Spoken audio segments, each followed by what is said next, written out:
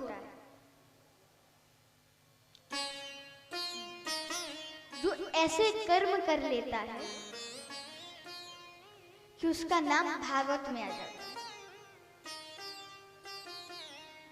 भक्त के आभूषण कोई हीरे जवाहरात पन्नों नहीं होते।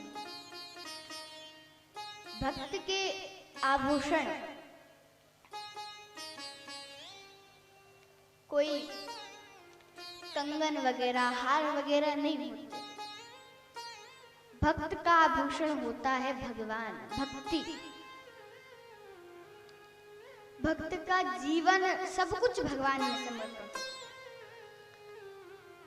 आपने कई बार सुना होगा कि भक्त भगवान के लिए तरसता है, पर कभी भी आपने ये नहीं सुना होगा कि भगवान अपने भक्त के लिए तरसते हैं। भगवान भी अपने भक्त को याद करते हैं। एक कथा आती है कि एक बार एक गुरुजी थे वृंदावन की, सत्य घटना है।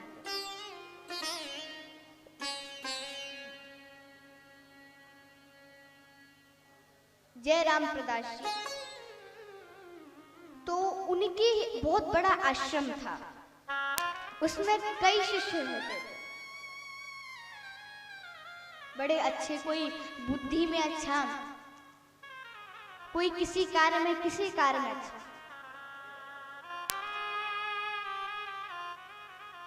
वहीं एक शिष्य था जो ग्वाला था, ग्वाला कहते हैं ना जो गाय चराता है, तो वही एक शिष्य था, ग्वाला था।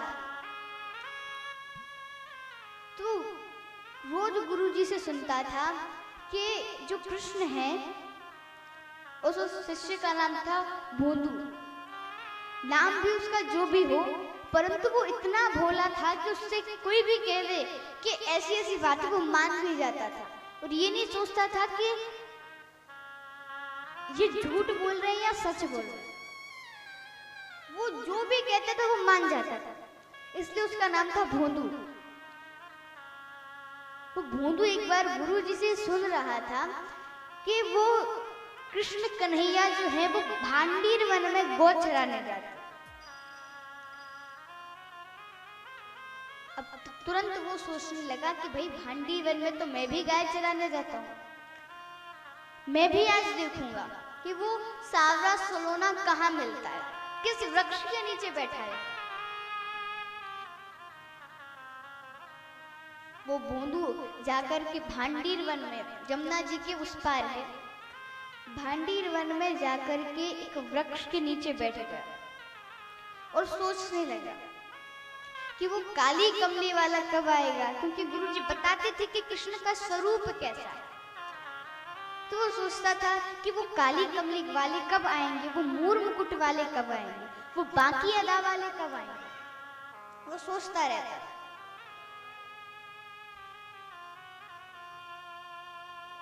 एक दिन, 2 दिन, 3 दिन, 4 दिन, ऐसे करते करते 10 दिन भगवान नहीं मिले। अब भोंदू को तो लगी रही थी कि भगवान कब मिलेंगे, पर भगवान को भी लगने लगा कि मैं भोंदू से कब मिलूं, मैं उसके दर्शन कब करूं। अब ये जैसी बात सुनी,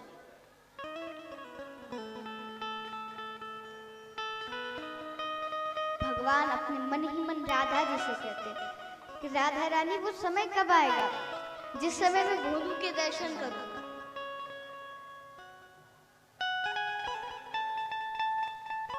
अब एक दिन वो आया कि एक बार भोंदू के सामने, भांडीर वन में बैठा था, तो भोंदू के सामने बहुत धूल उड़ने लगी, व्रज रज उड़ने लगे। भोंदू ने देखा, और जब वो रज उड़ना बंद हो गई तो क्या देखा कि गैयों के बीच कृष्ण है। अब जैसे कृष्ण को देखा तो भोंदू ने पकड़ लिया और कहा कि तुम ही हो ना वो काली कमली वाले जिनकी मेरे गुरुजी खूब चर्चा करा करते। तो उसका कोई माखन चुराता तो कहीं अपनी माता से प्रेम करता, तुम वही हो ना? कृष्ण ने कहा हाँ भोंदू मैं वही हूं। अब कृष्ण बोले कि भोंदू एक काम करो, मैंने सुना है तुम दाल बाटी बड़ी अच्छी बनाते हो, तो मुझे तो तुम्हारे हाथ की दाल चावल खाना, चाहे कुछ हो जाए। अब भोंदू गया और अब भोंदू का रोज का नियम बन गया कि दाल चावल और दाल बाटी का सामान रोज लेके आना और ला करके कृष्ण के लिए खुद हाथों से बनाना और खिलाना। एक दिन वो सामान ले ही जा रहा था कि उसी क्षण गुरुजी ने देख लिया, जयराम प्रसाद जी ने देख लिया और उसे टोका कि तुम इतना सारा सामान लेकर कहाँ जा रहे हो? तो भोंदू कभी झूठ नहीं बोलता था, जो सत्य है वो बता देता था।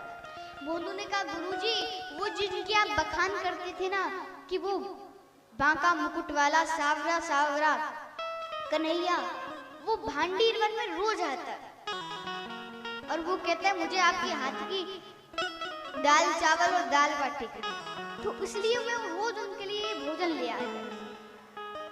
गुरुजी ने कहा दुनिया भले झूठ बोल दे पर भोंदू कभी झूठ नहीं बोल सकता, क्योंकि जैसी बात है वो वैसा बता देता था। गुरुजी की आंखों में आंसू आ गए। गुरुजी ने कहा अच्छा ठीक है, जिससे तुम बोल रहे हो उसको लेकर आना। गुरुजी ने कहा ठीक है। शिष्य ने कहा ठीक है। भोंदू गया और कृष्ण से बोला कृष्ण तुम चल करके मेरे गुरुजी को दर्शन दो। मेरे गुरुजी को दर्शन दो। उनकी आंखों में आंसू आ गए कि कब तुम उन्हें दर्शन दो। तब कृष्ण ने कहा मैं नहीं जाऊंगा, तुम्हारी और मेरी दोस्ती है, ना कि तुम्हारी गुरुजी बीच में कहां से टपक गए। भोंदू ने कहा अगर गुरुजी नहीं होते तो शायद हम और तुम भी नहीं होते। अब कन्हैया बोले मैं नहीं जाऊंगा। भोंदू ने कहा नहीं जाओगे? कन्हैया ने बोला नहीं जाऊंगा। अब भोंदू ने उठाई अपनी पोटली और सारी गैया को लेकर जाने लगे। भगवान ने कहा भोंदू रुक जाओ, मत जाओ। तो भोंदू ने कहा गुरुजी के पास चलोगे? भगवान ने कहा नहीं जाऊंगा। भोंदू ने कहा ठीक है नहीं जाओगे तो मैं भी तुम्हारे साथ से चला जाऊंगा। अब जैसे ही भगवान थोड़े थोड़े दूर जाता, भोंदू जैसे थोड़े थोड़े दूर जाता, भगवान की दिल की धड़कन तेज होने लगी। भोंदू थोड़ी ही दूर पहुंचा कि भगवान दौड़ते हुए गए और उसके चरण पकड़ लिए। भोंदू जैसा तुम कहोगे वैसा हम कर लेंगे, पर तुम मुझे छोड़कर मत जाओ।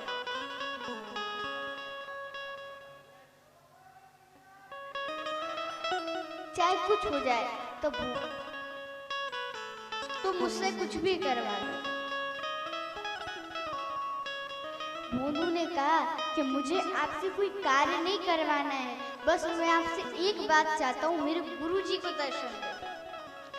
गुरुजी को दर्शन देने कृष्ण गए तो गुरुजी ने देखा कि भोंदू है, भोंदू के पीछे कृष्ण है।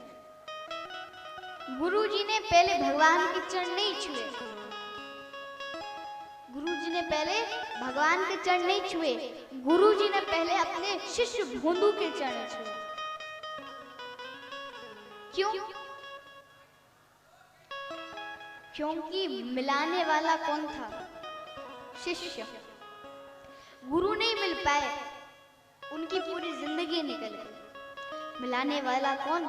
शिष्य। इसलिए सब सर्वप्रथम भगवान के चरण नहीं छुए, गुरु ने पहले गुरु के चरण छुए। ऐसा भी कभी कभी हो जाता है, ये कोई बड़ी बात नहीं होती कि हम किसी कोने में बैठे भगवान को याद करें। ये बड़ी बात होती है कि हम किसी जगह बैठे हो, भगवान हमें याद कर रहे हैं। तभी किसी भक्त ने सच कहा है, डूबना है तो जाकर समुद्र में डूबो, डूबना है तो जाकर समुद्र में डूबो, किनारों पर क्या रखा है। डूबना है तो जाकर समुद्र में डूबो, किनारों पर क्या रखा है। प्रेम करना है तो मेरे गोविंद से करो, दुनिया वालों के पास क्या रखा है। जो सब